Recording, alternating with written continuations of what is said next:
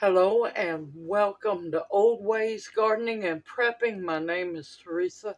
I would like to welcome you into our kitchen this late afternoon to have some fun making some black-eyed pea bread. Yes, you heard me right, black-eyed pea loaf bread.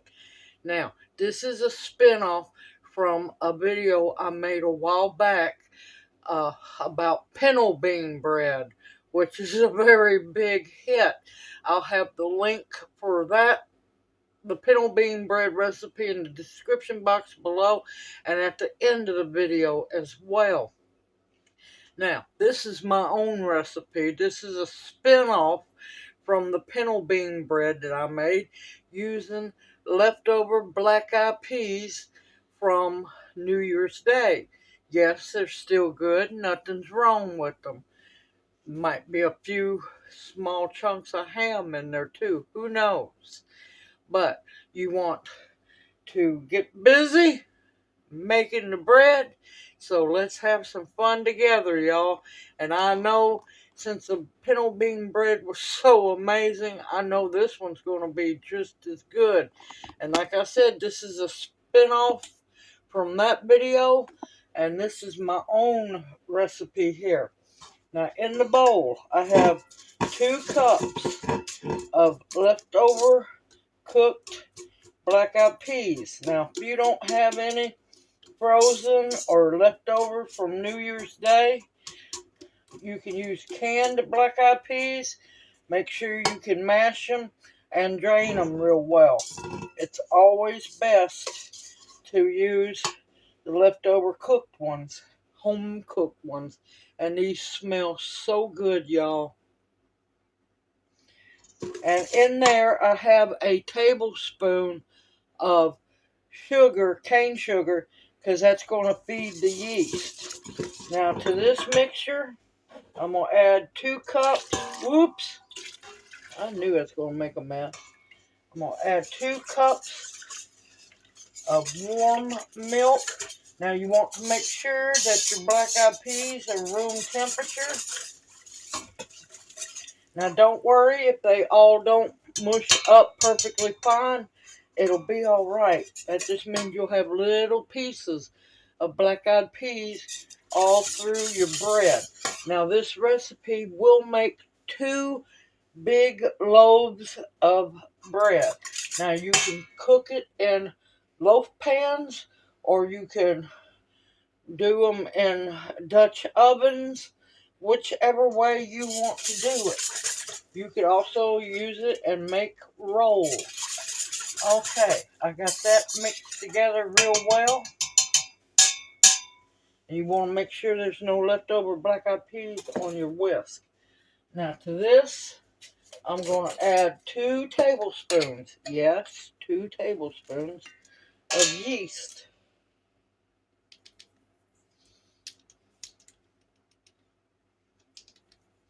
I already know my yeast is good because this is amazing yeast. Now if you want to, you could proof your yeast in the milk separately if you're not sure that your yeast is good or still alive. And you just want to gently mix it in.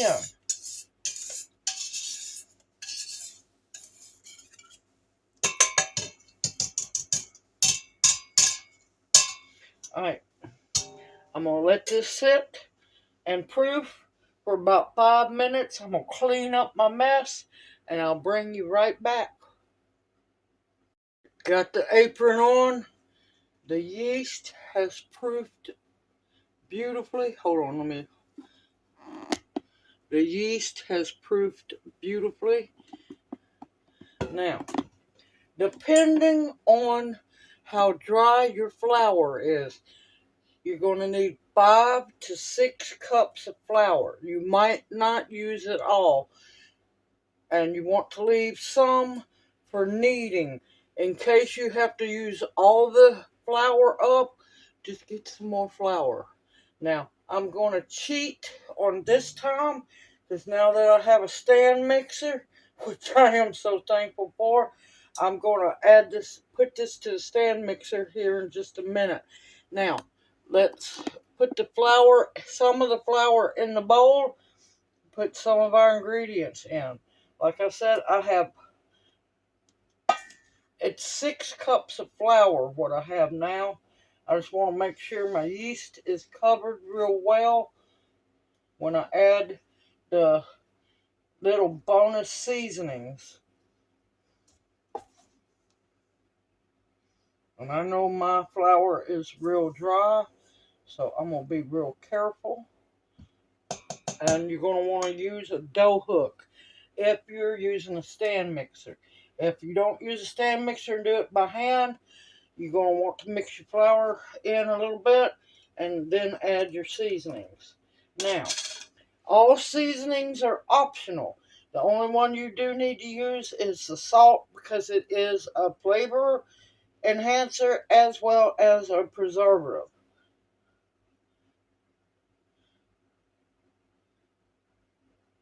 And that's a teaspoon of black pepper.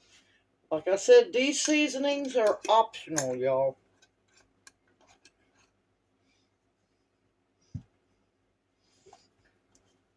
Me and Junior are garlicaholics.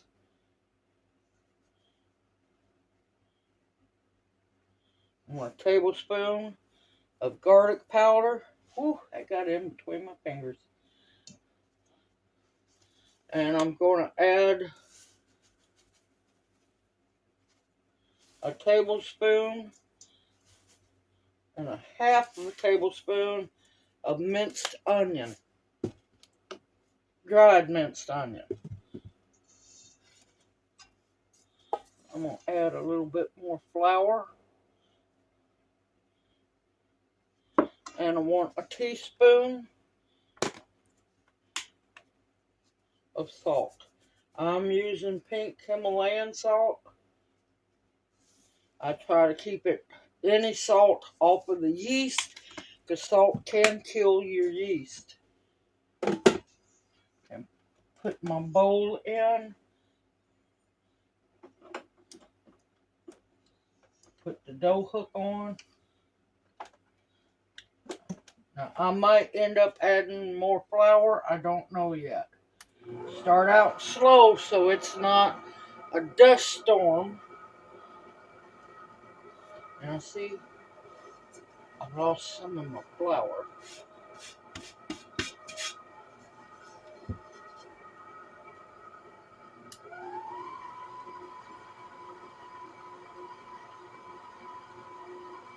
I'm telling you, it smells good already.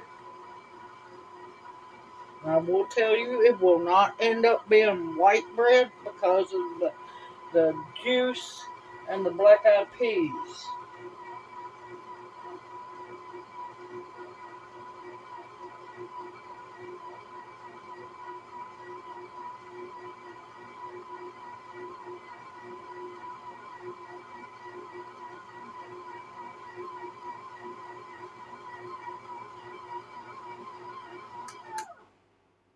Oh, it's pretty, yeah, it's going to need more flour.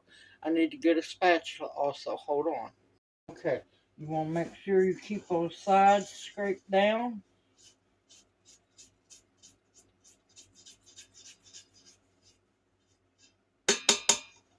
I'm going to go on and add some more flour.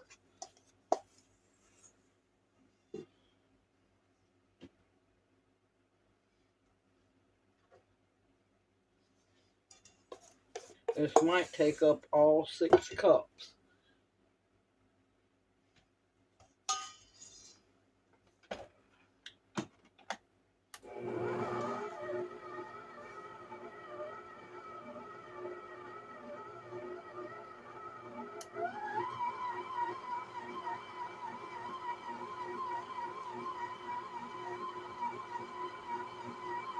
It's always best to use a little bit less flour because you can add to it. But if you use too much, it's going to be way too hard to get it back where it's supposed to be. Yep. I'm going to let this knead by machine for about 5 minutes. And then I want to do a little bit of kneading by hand because that's just me. And I'll bring y'all back. See you here in a bit. Alright, it is done kneading. And you have to watch it. It will try to walk up.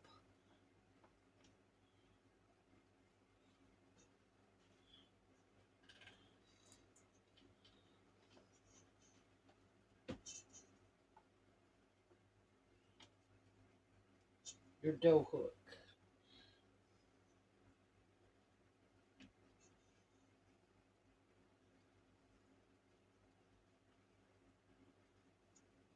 It's a beautiful looking bread. Now, I'm going to take this out and knead it by hand for a little bit. I also already have a bowl buttered. You can use olive oil, whichever one you want. Grease your bowl. I just like doing the butter because it's just a little extra flavor.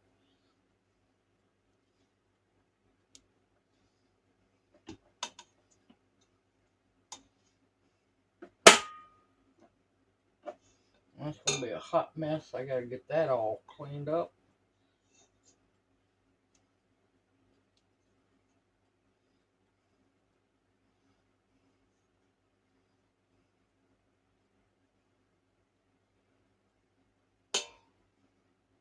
But yeah, the black eyed peas are a lot of times just a little more juicy than the pinto beans.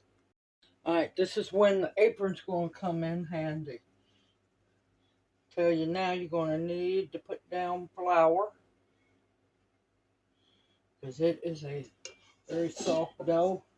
And I got a dough scraper because that spatula was not going to do it. It's a good soft dough.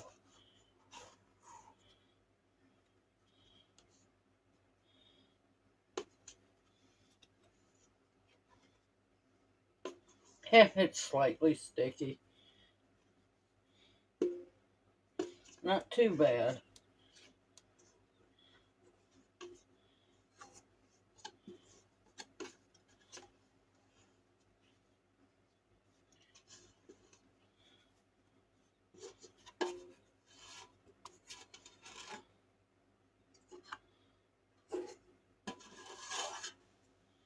You want to get as much of the dough out as you can.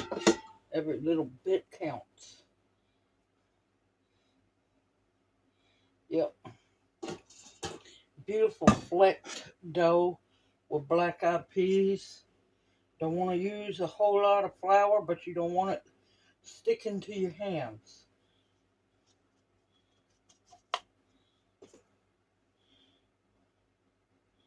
And plus I didn't add all the 6 cups of flour, so I might have needed to. We'll find out. Oh, look at that. Beautiful, soft dough.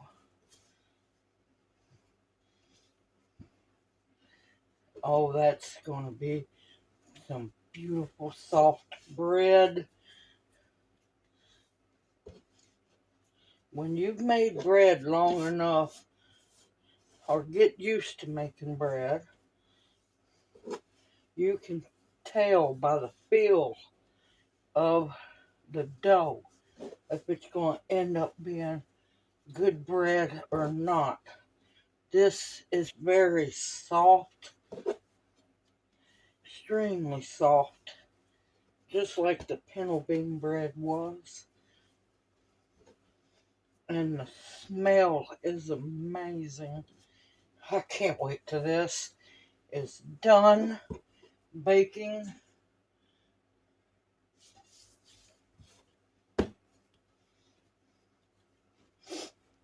You can definitely smell the black eyed peas in it.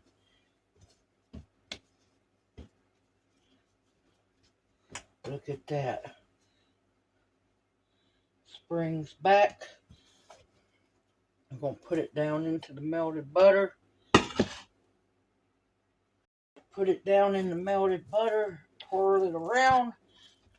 flip it over. Oh, it's going to be so pretty. And then we're going to take a towel, cling wrap, whichever one you want to do.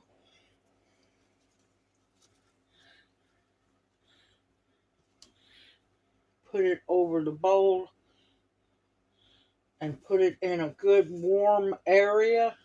Not over hot, but warm. And let the dough double in size, rise double, and I will bring you back as soon as it has doubled in size. You'll want to go on while this is rising, go on and either oil or butter two uh, loaf bread pans, or however you decide you want to bake your bread. You can make breadsticks with it. You can make rolls with it. It's going to make a lot of rolls. I'll give you a heads up on that one. But, yep, I'll see you back once it's doubled in size. Okay, it has already doubled in size. Look at that beautiful loaf. Look at that beautiful, well, I might as well say dough, not loaf yet. See all the flecks of the black eyed peas? And make sure that your board has flour on it. Oh, that smells so good, y'all.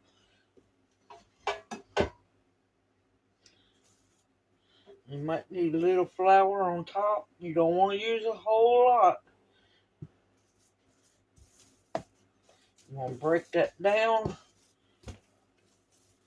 Oh, that dough is so soft, y'all. I'm going to get it good and deflated.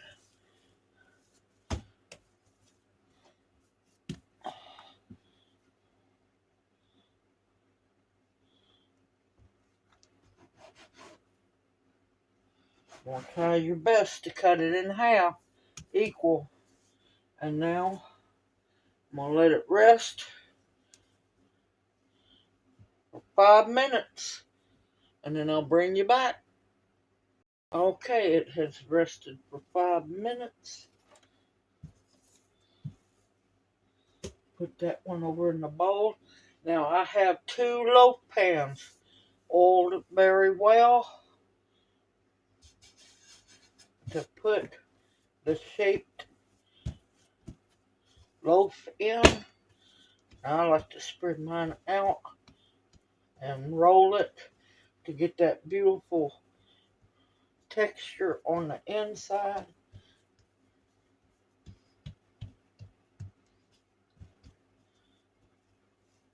Get that beautiful swirl.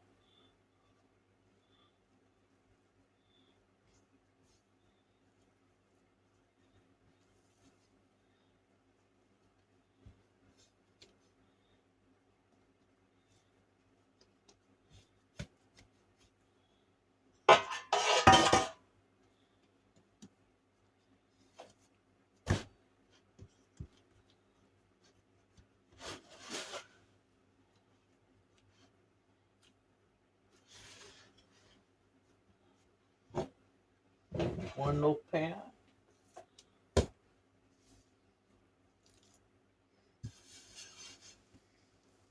I'm going to tell you, this dough is so beautifully soft, and the scent of the bread is to die for, y'all. Now, you don't have to do like I do. You could just shape it in a loaf and put it in the pan. I like the beautiful decoration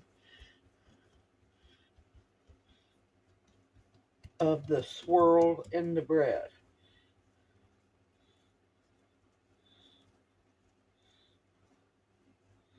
And you want to keep it as tight swirl as you can.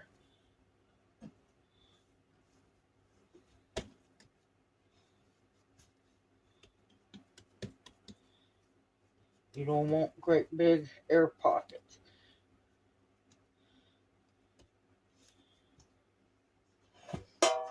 And for me personally, it don't have to be flat on the top either.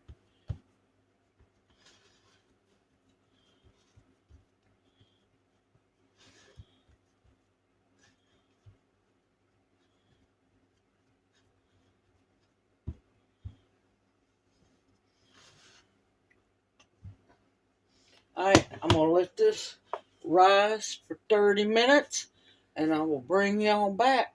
Now, while it's rising for 30 minutes, at the 25-minute mark, start preheating your oven to 350 degrees. Also, melt 2 tablespoons of real butter because now you don't have to. I'm going to. I like what's called a butter top. So once these have rose 30 minutes, I'm going to lightly butter the tops with melted butter. It just gives it more flavor. Just layers and layers of flavor. I'll bring you back in 30 minutes. Also forgot to mention, y'all, while it's rising for the 30 minutes, make sure you cover it back up with a kitchen towel or saran wrap, whichever one you want to, because you don't want the bread to dry out on the top. So, see you back here in 30 minutes. Okay, they have rose for 30 minutes. Look at that beautiful, beautiful bread. Um, The oven is preheated to 350 degrees. And now this stage is optional if you don't want to do it, but it makes such a difference in your bread. Now, I have melted butter here. And yes, of course, it's salted because salted butter just tastes so much better.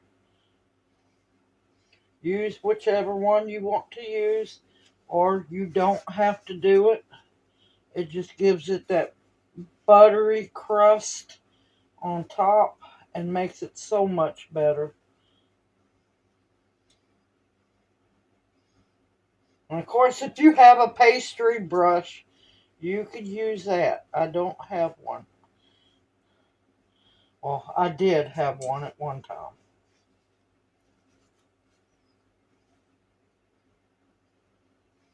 And of course, you can use any kind of bean.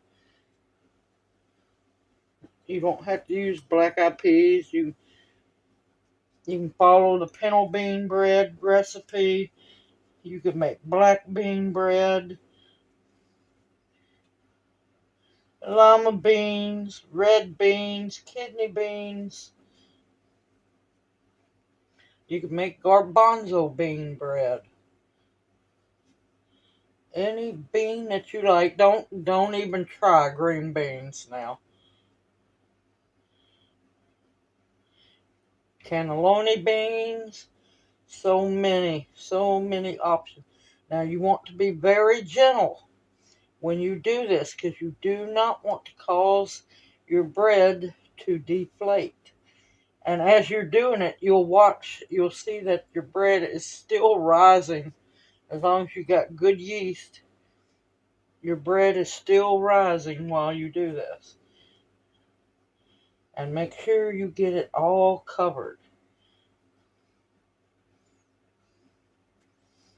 That good old butter bath.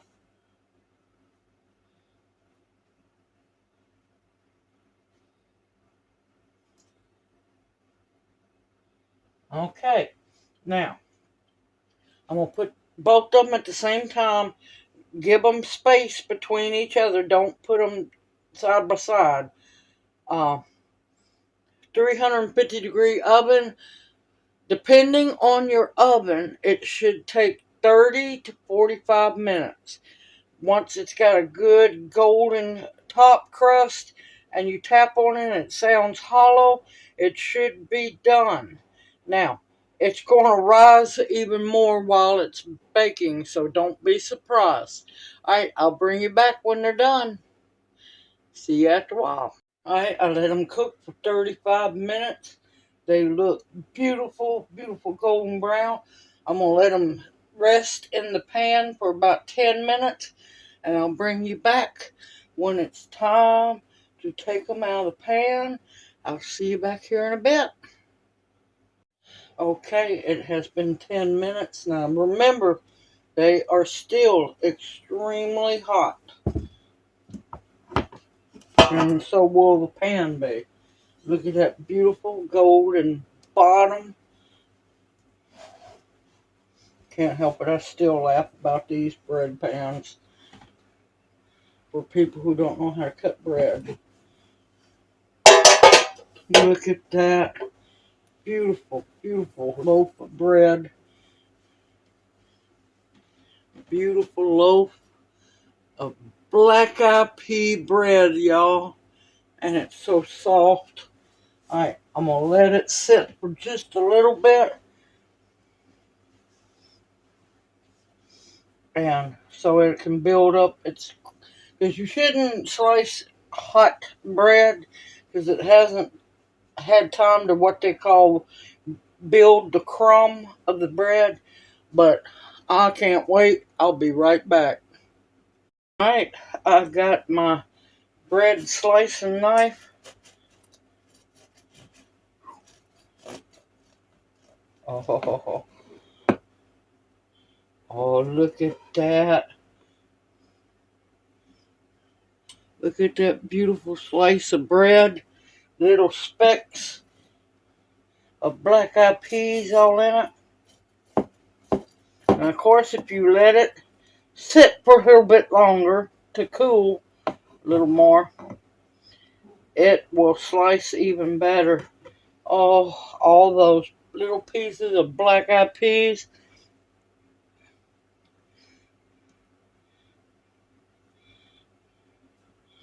Put some butter on that.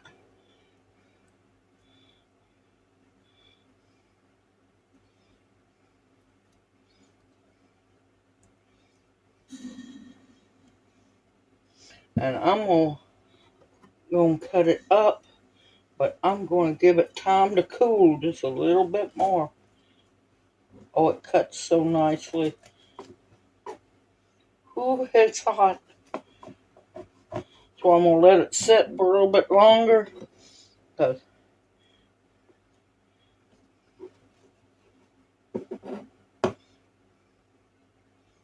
it's going to burn me up. Alright, I'll be back in a little bit. Okay, I cheated. I already gave Junior a small piece, and I had to have a small piece. And let me tell y'all, this is amazing bread. Here we go. It is so soft. Needs a little more butter. But oh, that is so good. You can taste a light taste of black-eyed peas, a little bit of the onions, a little bit of garlic. Absolutely delicious, y'all. Homemade, made from scratch. You can do it. This was made with leftover black-eyed peas. You got them, use them. Find different ways. Experiment. You can make bean cakes, bean fritters with the leftover black-eyed peas, or you can make homemade bread from scratch. Simple, easy, delicious. Now, if you want your loaves even taller, let it rise higher for a longer period of time. Instead of doing 30 minutes, you could do an hour and let it rise higher. This is perfect for us. And we're fixing to have this with dinner with some leftover chicken dressing. Chicken cornbread dressing at that. Simple, easy, homemade. If I can do it, you can do it too. Everyone, I look forward to seeing you in my next video. Continue to stock up your pantry with foods that will nourish and sustain you. And ingredients to be able to make bread. Medicinals that will heal you. Protection of all kinds. And above all else, the bare essentials to survive on. Everyone, Stay safe, stay sound. I hope everyone's okay in these storms that's moving through. And y'all be blessed and stay safe and sound and warm and dry. Love y'all. I will see you soon. Hoot, hoot. Mwah. See you soon.